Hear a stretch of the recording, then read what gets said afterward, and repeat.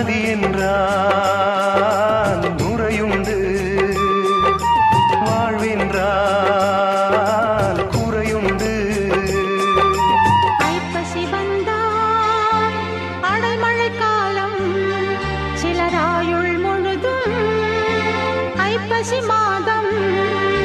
கடவுளும் நீயும் ஒரு தாய் பிள்ளை, இருவரும் தனிமரம் தானே.